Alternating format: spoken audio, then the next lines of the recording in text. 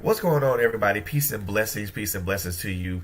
Thank you so much for tuning in for Trailblazers Radio. You guys could have been anywhere else, but you guys are right here with us, and we most definitely appreciate that. So, you guys are tuned into the Author's Alley. I am your host. I am FL Beaty. So, thank you, and again, thank you very much for tuning in to us tonight. I have a very special guest in the building with us tonight. But before we go any further than that, I want to give you guys a couple of announcements. So, first and foremost, continue to follow us on YouTube and Facebook and Instagram at Trailblazers with a Z Radio. Please continue to like and follow us on those social media platforms. And also, if you are an author, if you are a business leader, if you are anybody that's making an impact in the lives of people, we want to hear from you.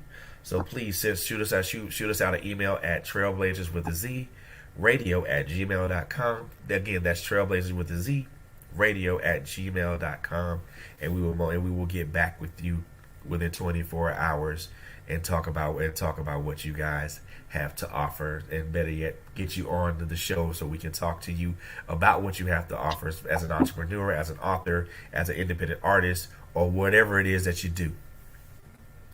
But without any further ado, I am wholly excited to have this young lady in the building with us tonight, man. I am so excited to have this young lady in the building.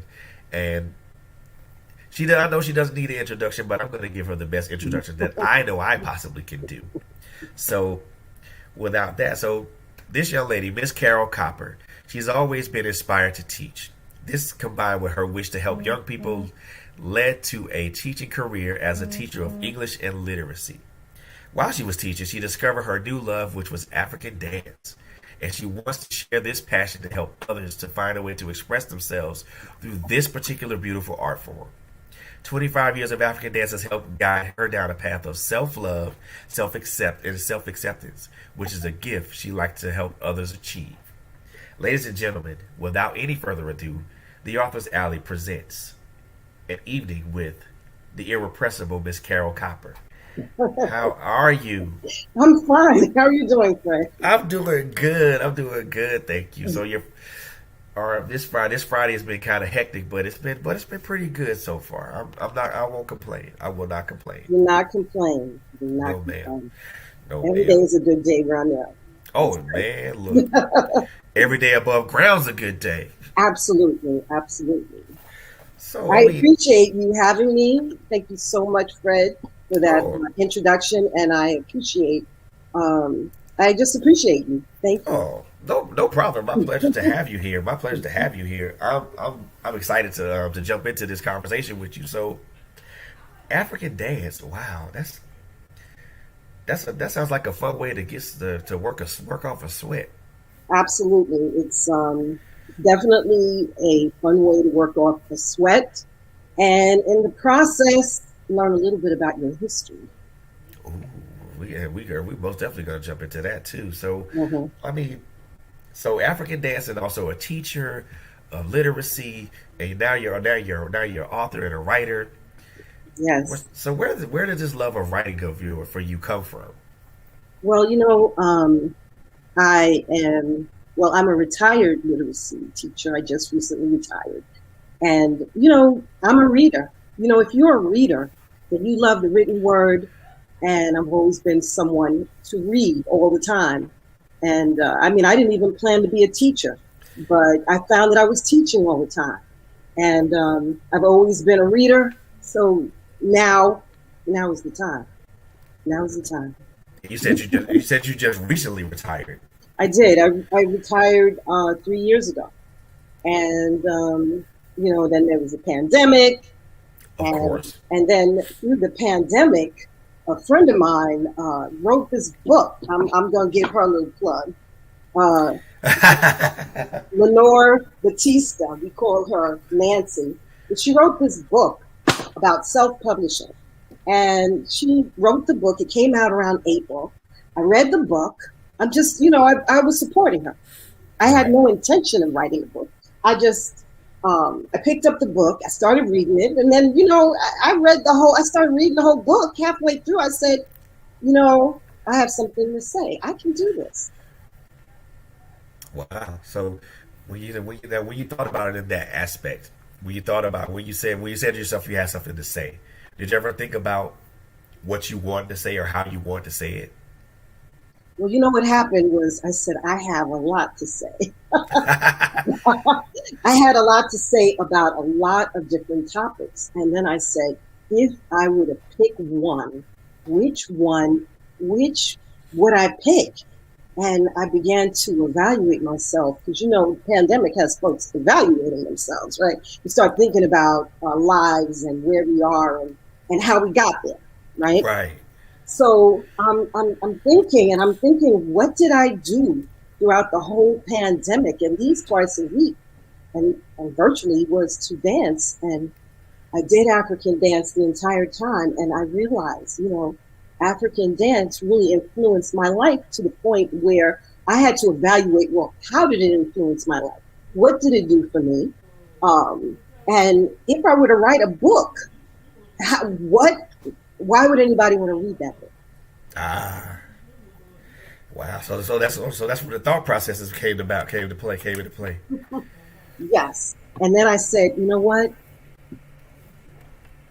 If I were to write a book about African dance, it would be one, a love letter to African dance, but it would also be a something for women to read and almost like a self-help thing.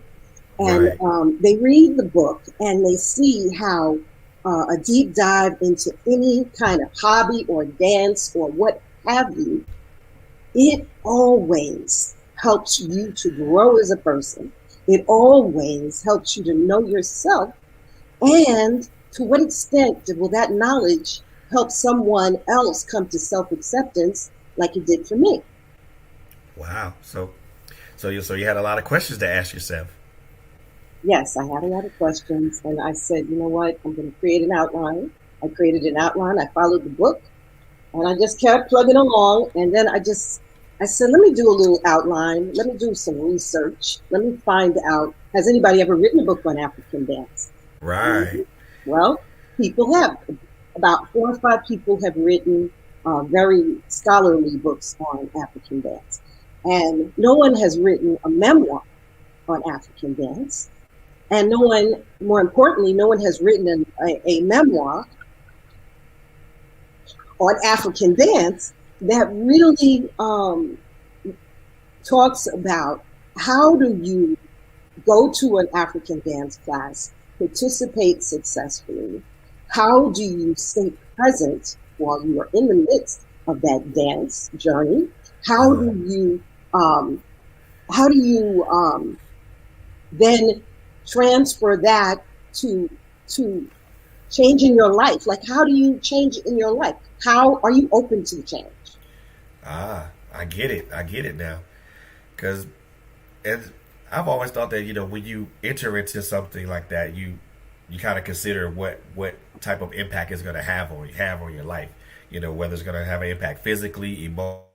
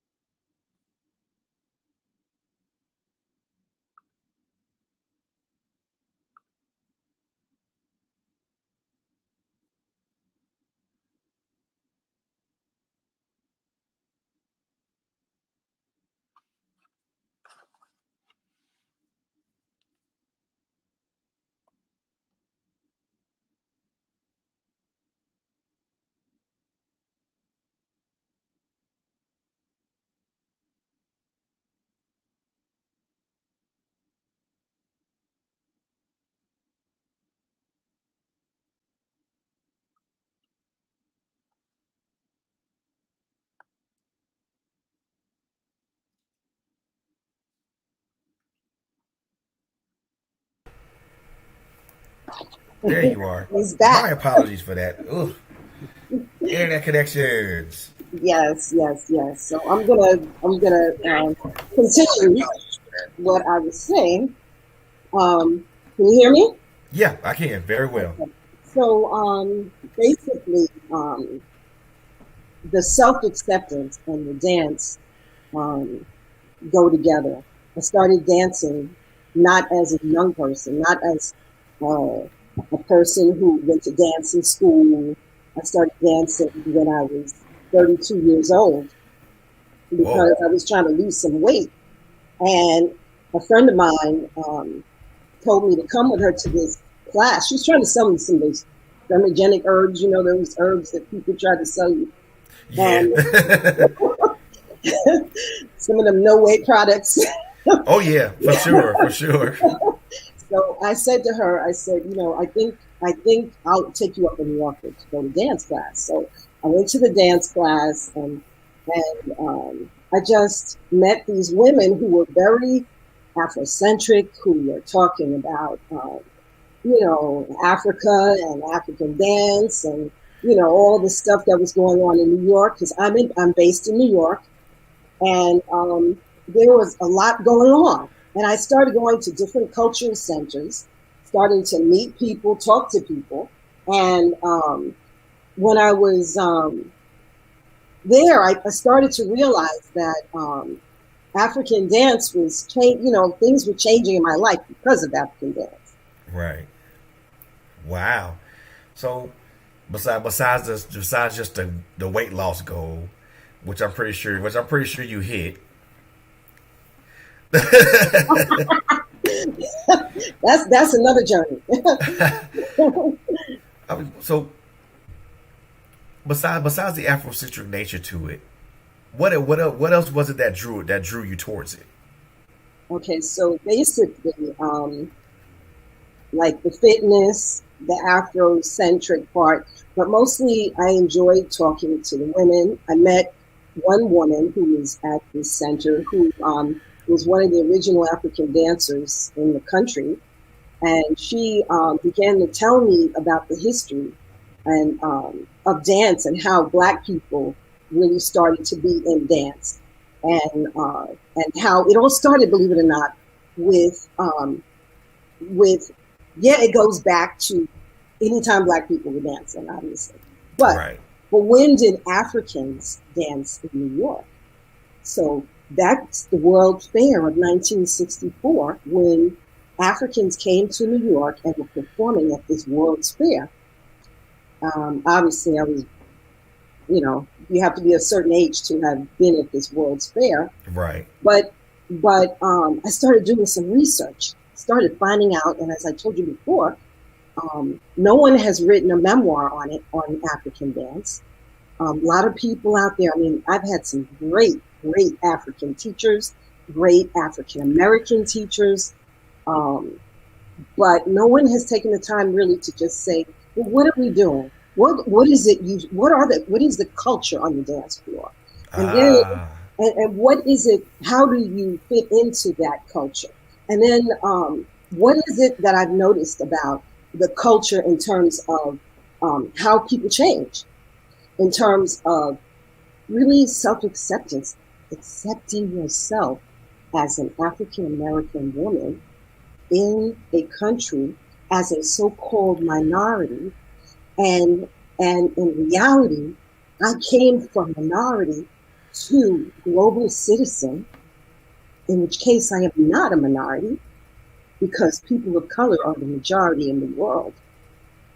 I came from a mindset of maybe not really seeing my place in the world, maybe not feeling so strong and so good about myself, but coming to normalize wearing African clothes, normalize and not feeling like, well, I can't wear that to work because, let me put that through the lens of the so-called majority culture and how they're going to see me if I wear this. So when I was a teacher, I just started normalizing African clothes, Wow. discussions about Africa.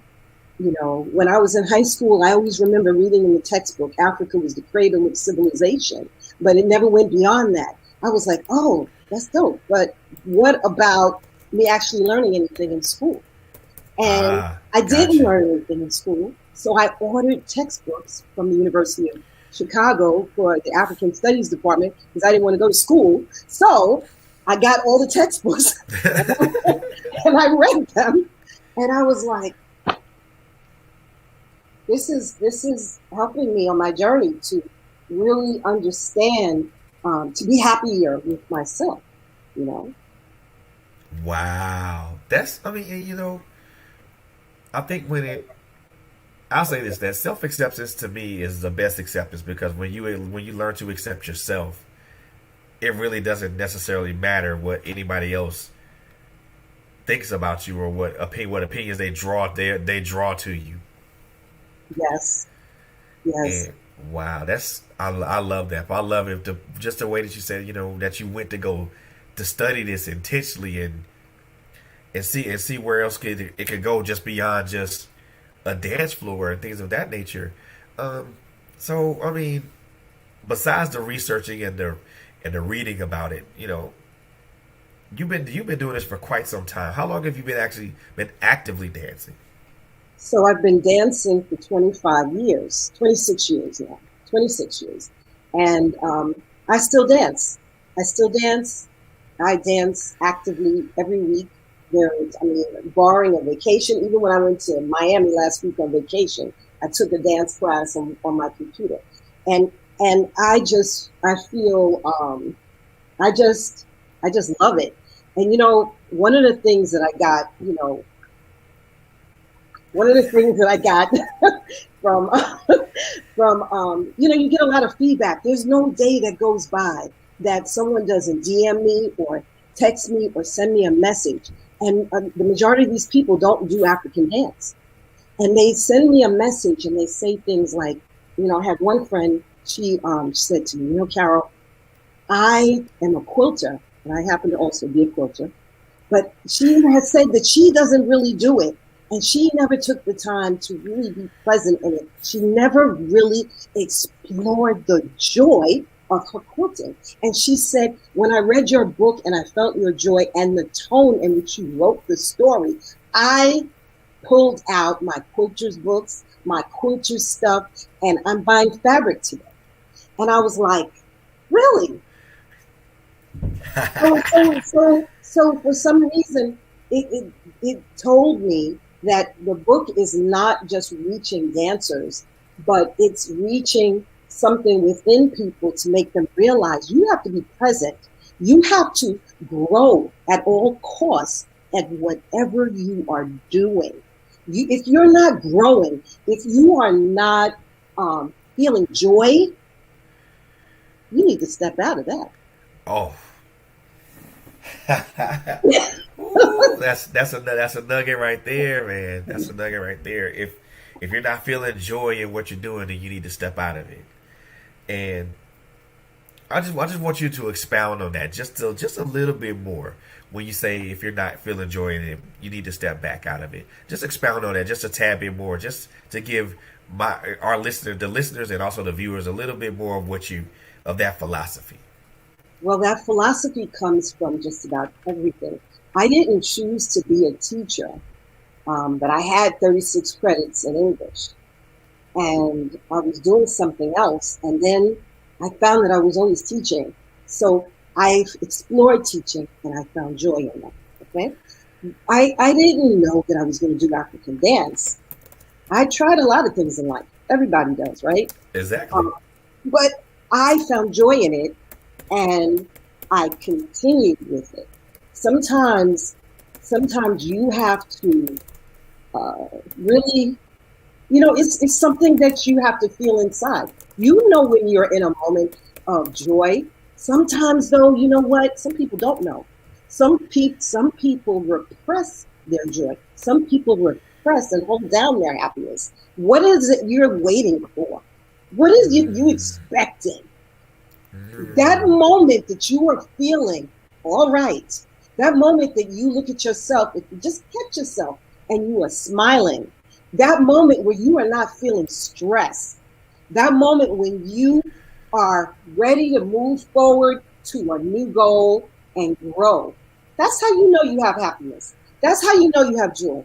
Take a moment and stay in that moment. What can you do to stay in that moment? You know? And Wow.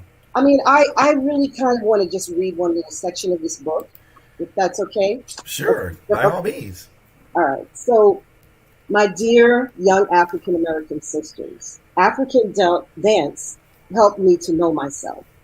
I love African dance so much. It's something I'm passionate about to the point that I have to dance. Dance is a part of who I am. I communicate my fears, pain, anxiety, and happiness through my dance. I love the art form and I live to burn the dance floor with my African dance sisters. And this memoir is to share how my African dance journey was instrumental in my path to self acceptance. As you Ooh. read how I navigate the dance floor, uh, consider how this information will impact you on your own dance journey. And I spoke to this young woman last weekend who is a dancer. She's a ballerina, and she was telling me that she wanted the book. I happen to have one with me, of course. Of So, course. so I gave her the book, and she's. I said, well, why do you want to read the book, even though it's about African dance? Have you ever done African dance? She said, no. I said, but why are you interested? And she said, because you're passionate about this, and I know it's going to apply to my own experience as a ballerina. And I'm curious to see how similar it is. So she's supposed to get back to me when she finishes the book. I would think they would probably be extremely similar if you think. I mean, just to think if you think about it. I mean, I would think that they would both translate to about the same thing. Just a thought process of mine. Yes, yes, yes. And I think, uh, it all goes back to the word journey and the fact that we have a journey. And as we journey through life, uh, how are you moving? Are you letting life happen to you? Or are you moving and controlling your life? You know, Right, right. it's almost like dance. I remember when I first got on the dance floor, I felt all like, what am I doing with my hands and my arms? And I was just there and following. And I didn't know where my body ended and began. I didn't know if, about my proximity to the next person. I don't know if I learned how to stay in my space. I learned how to dance in space. I learned how to move my arms. I learned how to navigate the air and to just be purposeful. And it's a metaphor. Right. It's a Always be metaphor for purposeful. life. Always be purposeful in what you're doing. I think so. So I guess from the time that you started to where Uh-huh. to the level that you are currently right now, as far as the dancing is concerned, um, are you? Well, I know from beginning to where you are now. Do you feel that? Do you feel much? Do you feel a lot more confident in what you're doing, and to where now you're like it's almost muscle memory? Mm, absolutely. But I caution in the book to people because so I have a chapter on the dance floor and dance traditions and what to do on the dance floor. You know, and one of the things is that um, even though I've done it for 25 years, there are 54 nations in Africa, right? Right. So Africa is a continent and not a country. We must keep telling people, right? Exactly. Exactly. We come from West Africa in the triangular slave trade. If you are of the African diaspora and part of that, then you came from West Africa. So most of the teachers that I've taken were from West Africa, and that mostly is Mali, Senegal, Guinea, some Nigeria, um, but mostly Mali, Senegal, Guinea. And a lot of the teachers here in this country who are African American, obviously they hail from West Africa. If you go and look at how the history of the triangular slave trade, that's where people were enslaved from. So your question was about do I feel comfortable and how my growth is.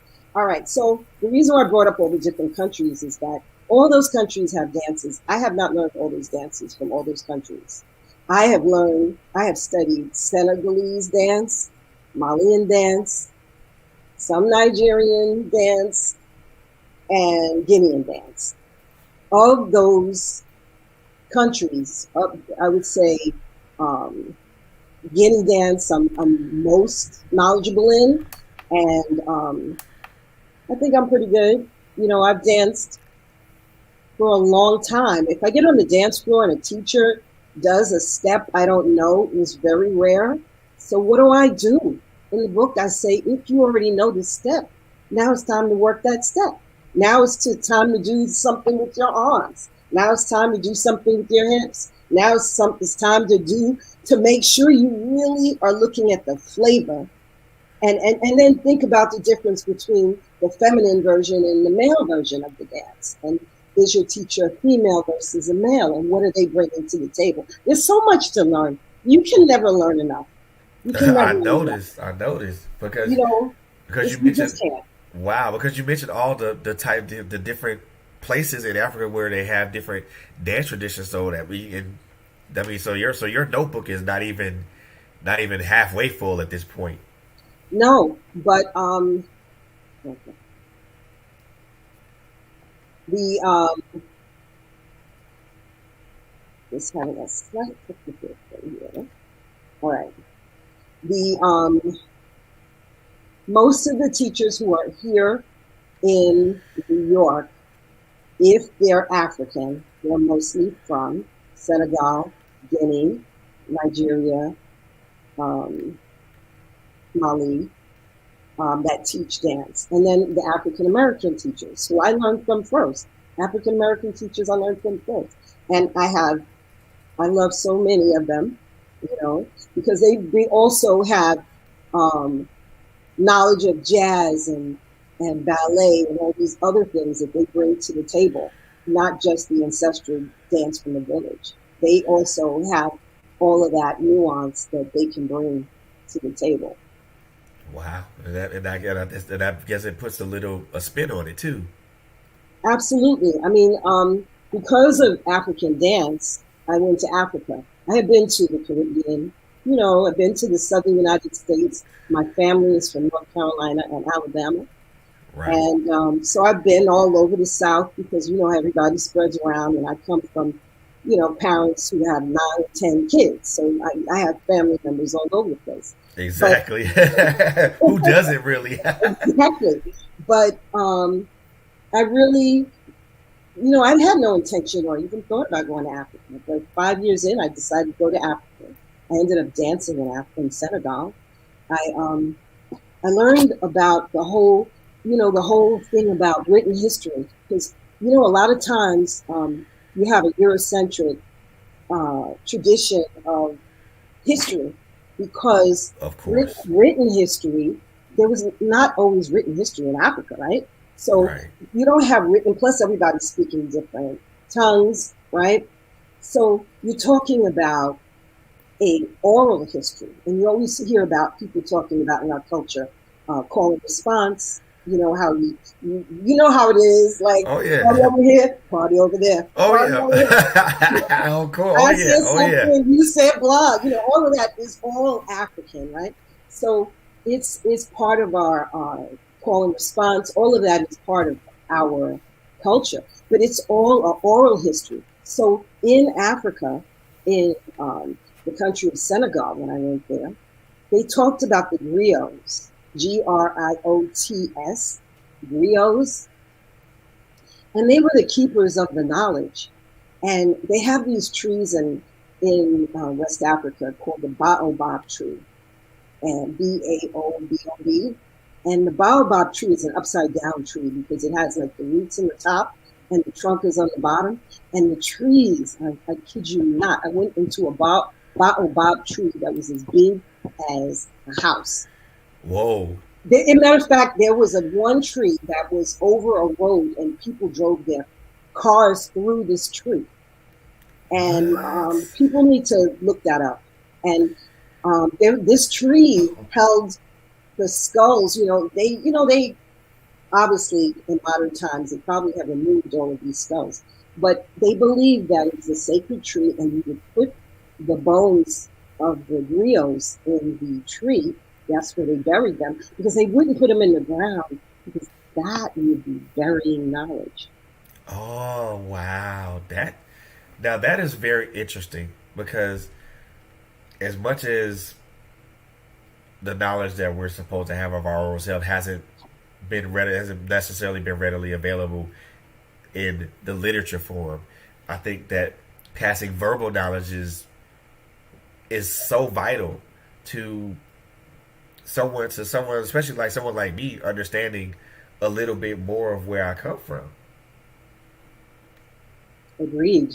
And I mean, I haven't done that whole, thing with the, what is it, DNA test and all of that to find out anything.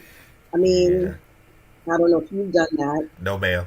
Not gonna do that. But you know what? We know it's West Africa. We know that because that was part of Africa that juts out, and part of that triangle, the Gold Coast, was West Africa. Right. And we know that those dungeons, those slave dungeons for the enslaved Africans are still there in Ghana, in Senegal. They're there. I went to visit one. You've been hearing a lot of people talk about last year. The year before last? Was it the year of the return? People were going to Ghana, and they were going to check out the slave castles. And Obama went his last year in office, I believe. And that's on the internet as well, because I watched it. Wow. I'm going to tell you, I would not, if it weren't for African dance, I would not have gone to Africa. I would not have gone to the orphanages where donated stuff. And you know what? Remember I said about how we're global citizens and how we have to think globally? Right. So when I went there, you know how Americans always have an arrogance in terms of feeling exceptional and the best country and the best superiority. Superiority, right?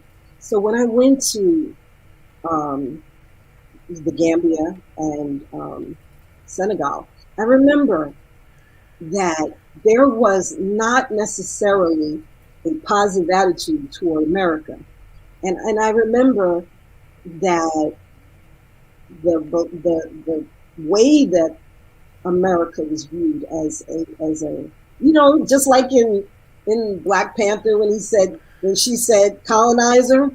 Yeah, so, of course. I love that part. But when she said colonizer, and instead of saying his name, and that is the view, that was the view, and the fact that we don't speak a whole bunch of languages. I went into a school that was in an orphanage, attached to an orphanage, and on the blackboard, they had a blackboard, and like the top line was English, because apparently everybody in the world learns English, right? Right. So then the second line was French. The third line was Wolof, which was the language they speak in parts of Senegal. And then there were 2 or 3 other languages. And when I had the tour guide was talking, whenever we went out, he would talk.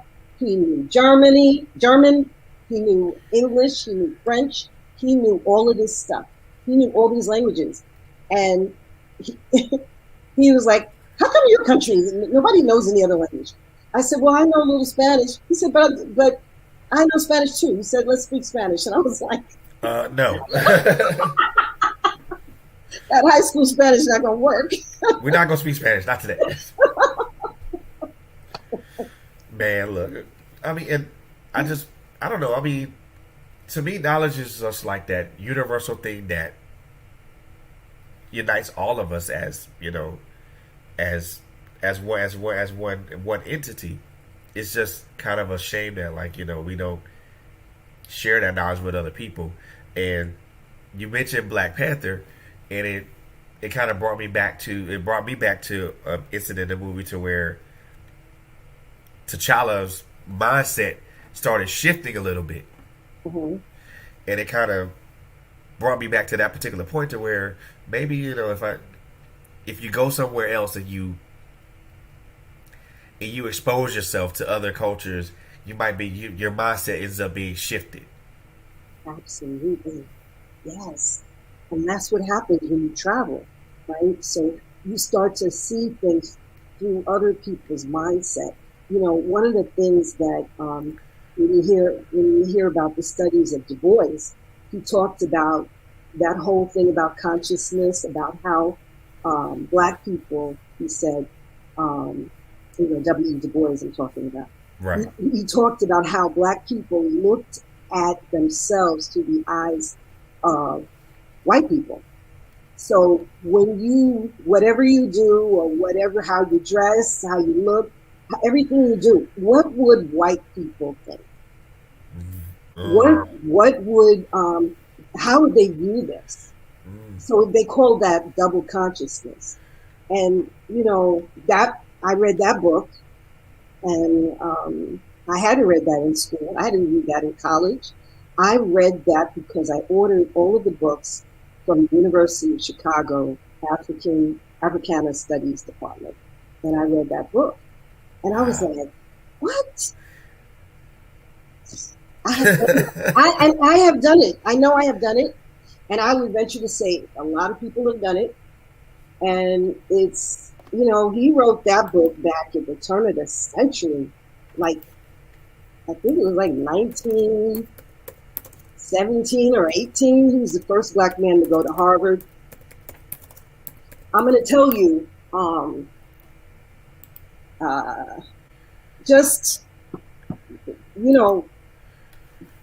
it's just, everything is for a reason. Always. Everything is for a reason. I mean, I've had a lot of blessings in my life, and I think part of it is because I listen. I do what I'm supposed to do. And if you when you think about it, so many people, don't support people who do African dance because they think that it's an ungodly thing, or they think that there's something there. It's like yoga. I know people who are afraid to do yoga because they think that's a religion. And it's African dance has helped me to go places, to do things, to look at things differently. I mean, I went to a dance camp in Jamaica. It was an African dance camp in Jamaica run by my good friend Sophia Walsh Newman. And big shout out to Sophia. I'm going to tell you, when I went to the dance class, the teachers that I was taking there, I had taken them in New York. But he was going to be in an island. He was going to be in Jamaica. Okay? I get there, and she brings in this Jamaican teacher, Kamika Brown, and we start doing this dance called Bruckens. And the dance was, you're pounding heavy with your feet, right? And we're doing this dance, and I'm doing it, but now I'm getting an explanation because she brought in this professor. I don't know what her last name is. I remember Antoinette. But she came and she said that dance was done by the enslaved because the white slave masters in Jamaica would sometimes bury the enslaved underneath the ground. Oh. They would bury them under the ground alive. So they would tap on the ground. They made it a dance, and they tapped over the ground, and they would wait to feel with their feet if somebody was underneath them. Ah, so the dance became a way of location. Salvation. Exactly. Salvation. Wow. And I was like, oh, mind blown. Okay. So I take African dance. I go to Africa. I come back. Go to dance conferences all over the Northeast. Um, and then I end up in Jamaica thinking I'm going to do African dance with these same dance teachers, with these same women that I normally dance with. And we're all like, Mind mind blown. Common knowledge in Jamaica. Common knowledge in Jamaica. Wow. So, so you just learned something new today. Man, did I? Did I? Oh my God, did I? But yo, I mean, I know we went off on a slight tangent Didn't talking do about okay. dance and stuff like that. But I mean, but I love it though. Let's talk about this. Let's talk about this book. Let's talk about this book of yours. Okay. So, Let's talk about this beautiful thing that you put together in book form. okay. So it's called Tales from the African Dance Floor, mainly because what I did was I went over my pictures. I went through journals that I had been keeping over the years, and the pictures triggered memories, and the journals triggered memories that I could flesh out. And what I did was I created this book, and I just deliberately made it short because, as a reading teacher, I discovered that people don't always like to read, and I made the text 10 point because some people are visually challenged, right? Right, right. And I mean, I wear contacts, so I'm visually challenged. And I basically started out with the premise that um, I want to, um, I want people to read the book so that they can um, learn how to accept themselves, um, how to grow, um, to new and continuing African dancers, sharing how my over 25-year dance journey led to my personal self-acceptance and change, with the hope that this will help you in your dance journey. And there are 11 chapters, and one chapter is on my trip to Africa, where it's kind of long because I talk about a lot of things. It's in no way exhaustive of everything that happened when I was in Africa, but I picked things that I thought were um, dance related. Dance related. Um, I also have a chapter on dance traditions where I talk about um, what to do in a class, and of course I talk about the drum. You know, the drum was banned by slave masters because they knew that the drum, through the drum, the enslaved Africans would be able to share knowledge and to talk to each other, right? Wow. So basically, the drum is a very powerful instrument, you know. Um, so I went to Senegal and I went to a drum shop, and the people who make drums, those are the people who make drums. The people who dance, those are the people who dance. Very much, they have families and families of people who do certain things, you know. Um, and that was where I learned about the griots, and I do talk about that. I talk about a trip to a nightclub where they broke at the end of the night. You break out into African dance. They just couldn't get away from it. They were all dancing to Michael Jackson and Prince, and then we go into African dance. Um, uh, I talk about my worst dance experience when I first started, where I didn't feel so good about what I was doing and how I felt judged, and how I had this African dance teacher who was African, who just, you know, those dance teachers who put you on the spot and tell you, oh, you don't know how to do, show me what you do, show me the dance. And I'm like, I don't know the dance. I'm asking you to show me. No, you show me what you know how to do. I'm like, there's like all these people looking at me. Wow. And I talk about that, and then I talk about meeting the same dance teacher 20 years after that, and both of us had grown a little. He was completely different. And I talk about teaching and how as a teacher I imparted a lot of knowledge. Anytime I learned something, I would impart it to my students. And I got my classes to the point where I would always wear African clothes at least twice a week. And I remember, I taught Black and Latino students, so Right. they can be out there judgmental. Okay. Oh, of course. Okay. Oh yeah. So, you got to have the right sneakers. You got to have the right shirt. You got to. So I remember. Wow. I remember I had a new student, and the new student, sits down, and sometimes new students want to show off because they're trying to be down with the group. Of And the course. student said, "What's she wearing? What's she wearing?" Caught me on the day when I was looking fly in my African clothes. And this girl turned around and said, "She is wearing African clothes from Moshood, a designer in Brooklyn, New York." Know your history, okay?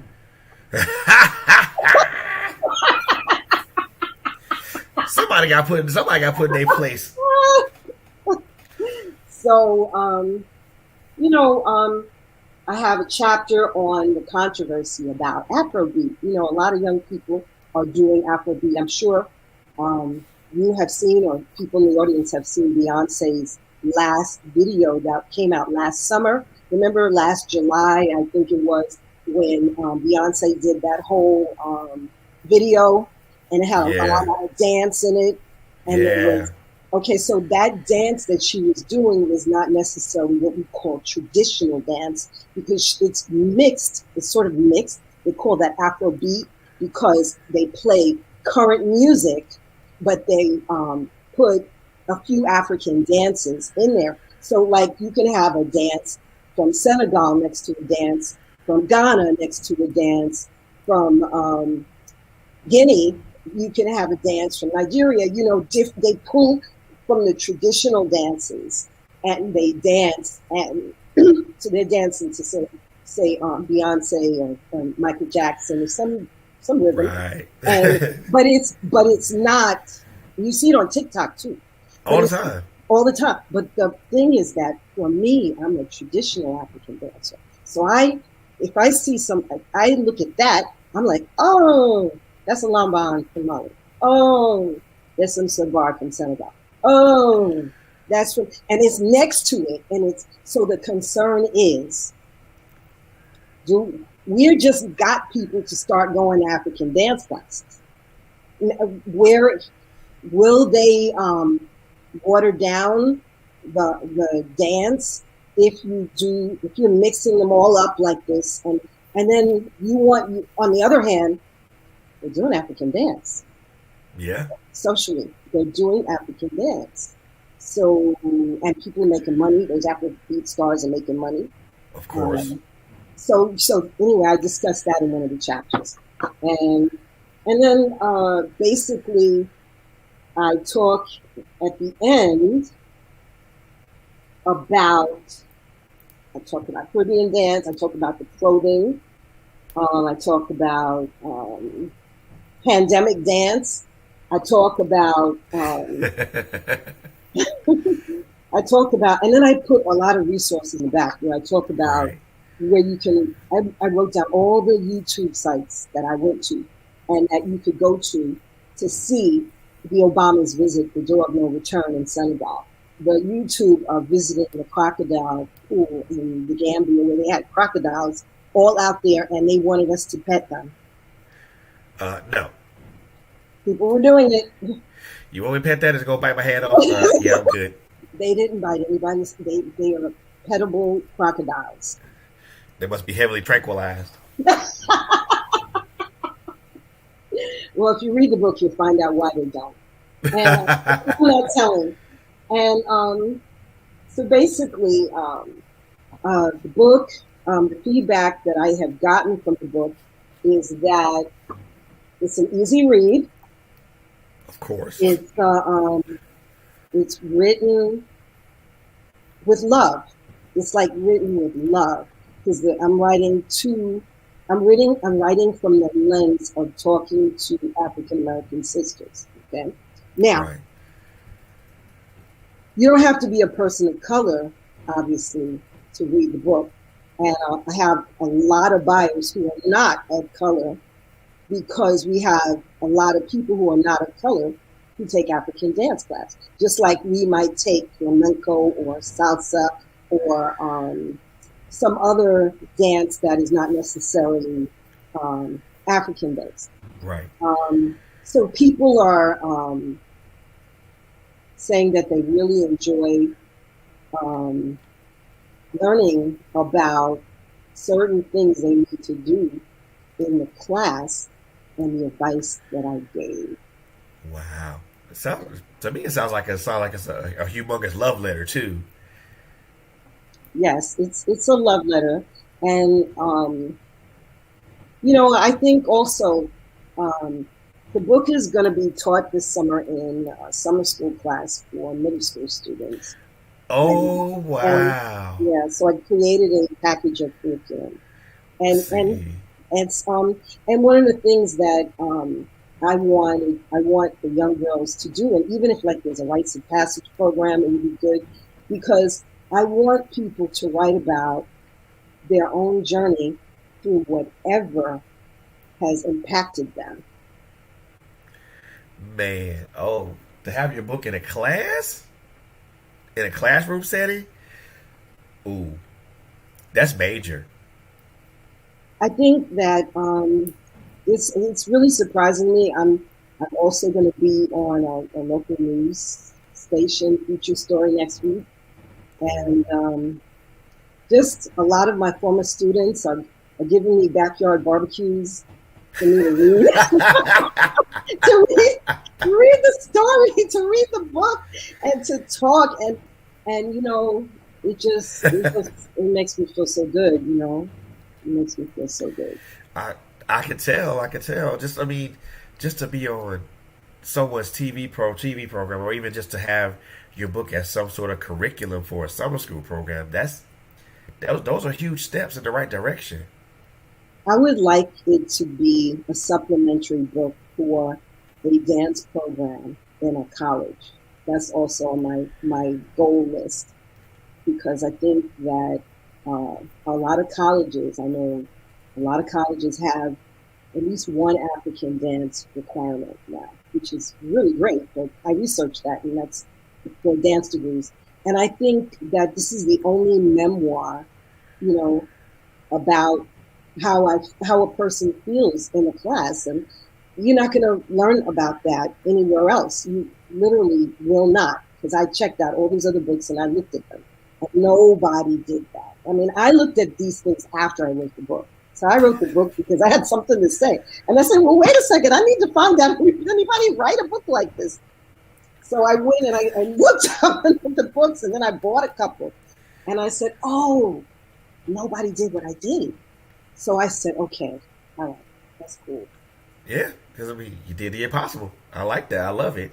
So the one thing that I like to ask everybody, all my guests that come on, you know, this journey of life is not a it's not a race. It's a marathon.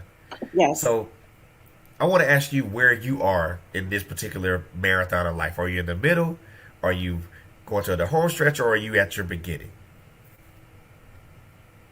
As a person over 50, I don't like that question.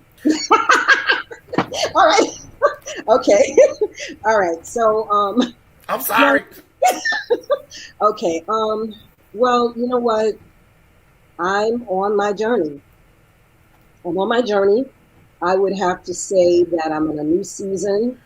I've already raised my kids. My kids are grown and not living with me. I'm retired, so I'm not getting up early in the morning anymore. And I, I now I'm writing a book. I have two other books in my head already. Um, I do a lot of things. I'm also an actor, so I've been auditioning. So I mean, it's where am I? I'm still on that self acceptance journey. I'm going to be Gotcha. metaphorical with you. I'm still on that journey. I'm on that journey to trying to be the best person that I can be, to be as loving and kind as I can be, to be a support for my family members, my children, my sister, my brothers, my husband. I'm trying to be a good friend, and I'm trying to be a good person in African dance. And I'm just, I want to be I'm an ambassador for African dance. That's what I am. I'm an ambassador, and I want all of you to consider taking the class some more. Google it. Google westafricandance.com. My website is carolecopper.com. I'm on Amazon.com. My name is Carole Copper, Copper, not Cooper. Copper, not Cooper. Carole Copper, not Cooper. And basically, the book is $10. It's on Kindle. If you have unlimited, it's free. If you don't have unlimited, it's $2.99.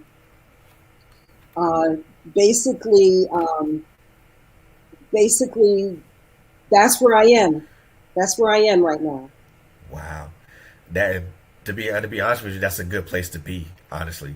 Because if you're still on that journey, you're still in a good place because you're still learning more about who you are as you continue to walk this path called life, and you know, it's having something like dance to help push you towards that, or even push you more towards the self acceptance. That's a good place to be at. You know, mentally, emotionally. You know, so I do apologize for asking the marathon question. So because I mean, You don't apologize, but it's okay. There's no need to apologize. No need. I mean, I know when I ask that question to a lot of people that they kind of give you this faraway look like, what are you talking about? Where you are, man? Where you at? Just where you at in your life right now? Beginning, middle, or end? I mean, but then when they think about it, they think about the way that you answered it, and to me, that's the most profound answer Mm. that I've heard, because it's coming straight from where you are currently, not from where you started from, and not to where you think you're going to be, but it's where you currently are. Yes, yes, definitely. And way too many people think it's okay to think two steps ahead, but not several streets ahead. You know, I'd rather think about where I'm gonna be at the next block. I gotta get to let me survive. Let me get to the next block first before I think about going to the major cross street. Yeah, there's definitely a lesson to be learned in that. So I mean, I like your answer. It's very profound because, like I said before, it speaks to where you currently are, not to where you've been or where you feel that you're going. Because I tell people that hey, the destination's already predetermined. Why don't you just enjoy the journey? And be open to the change. People who are open to the change. Remember, we talked about opportunity and being ready for those opportunities, Of right? course, So you always have to be prepared, and you have to be doing something you love to be prepared, because that's where you're going to be the most prepared.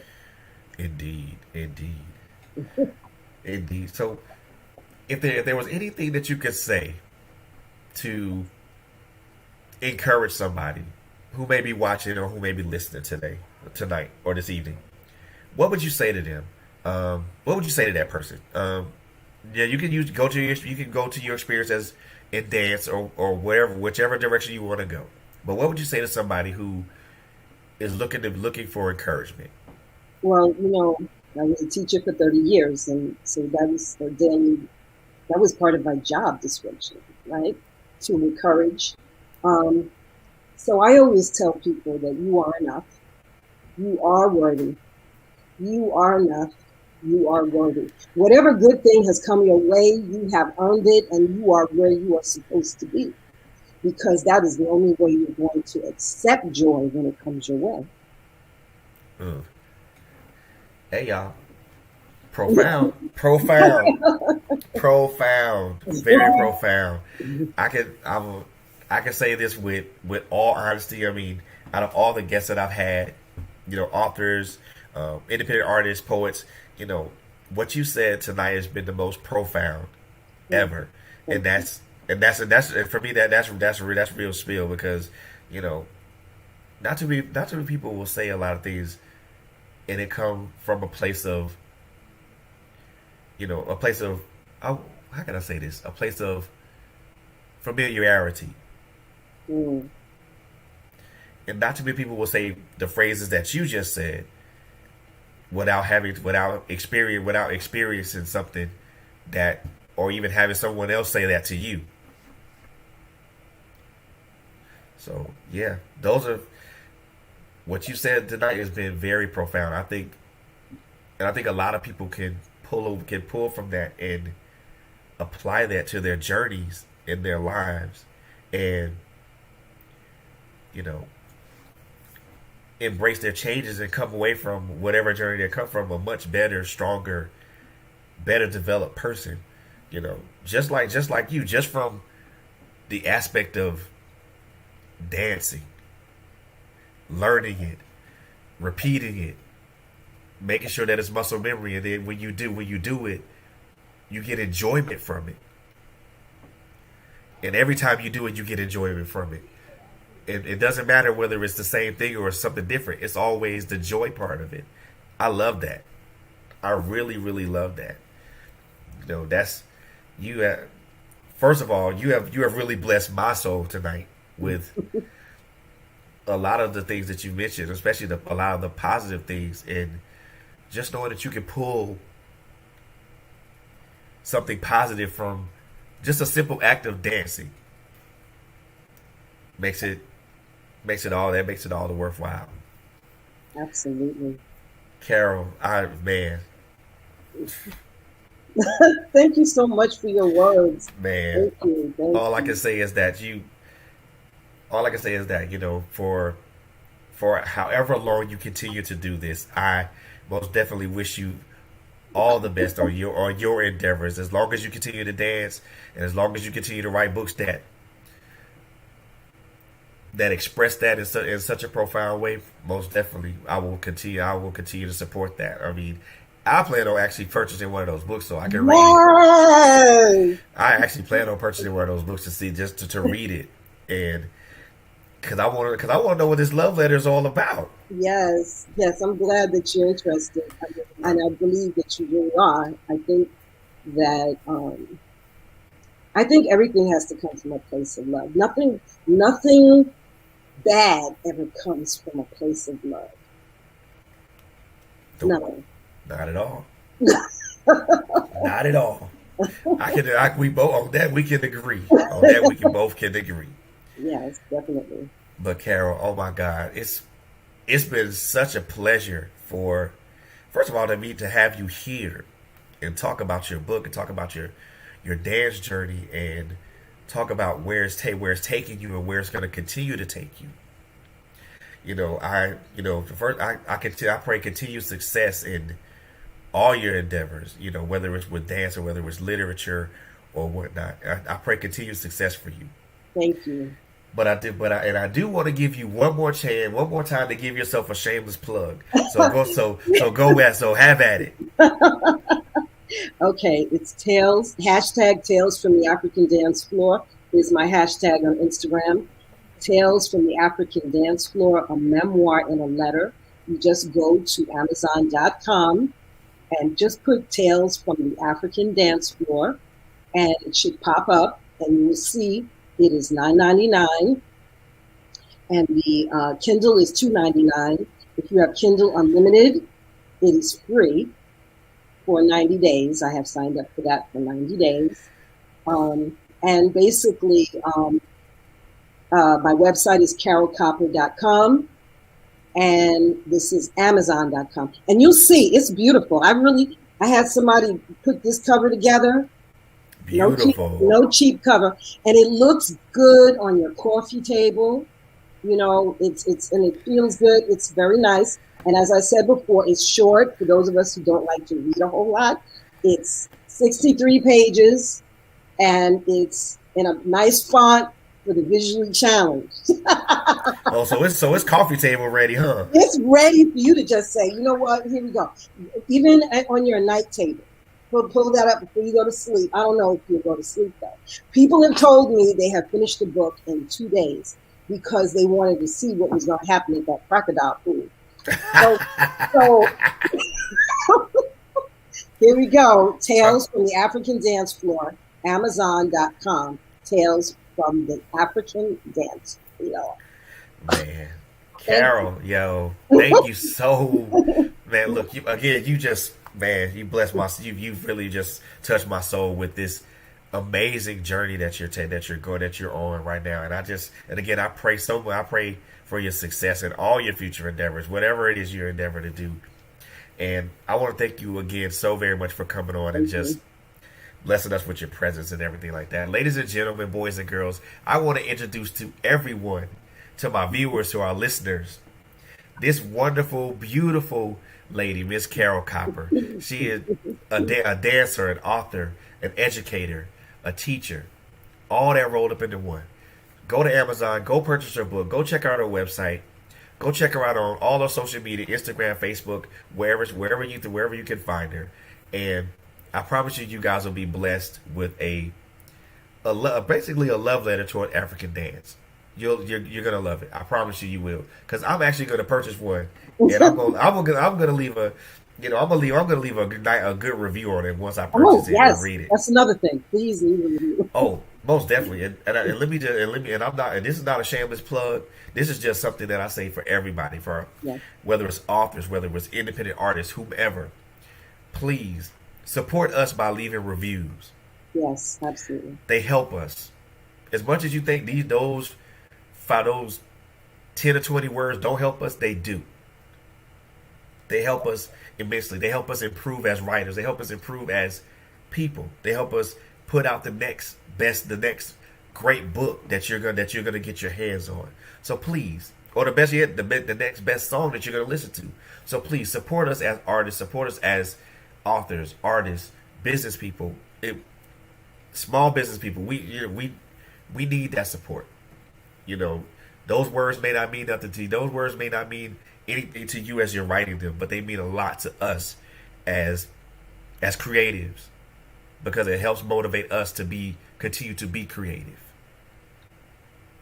And with that being said, that's going to end this episode of the Author's Alley with me, your host, FL Beaty. I want to continue. I want to thank my beautiful host, Miss Carole Copper, who came and blessed us with such a beautiful story and such a great work of art, great body of work with her dance and with her book.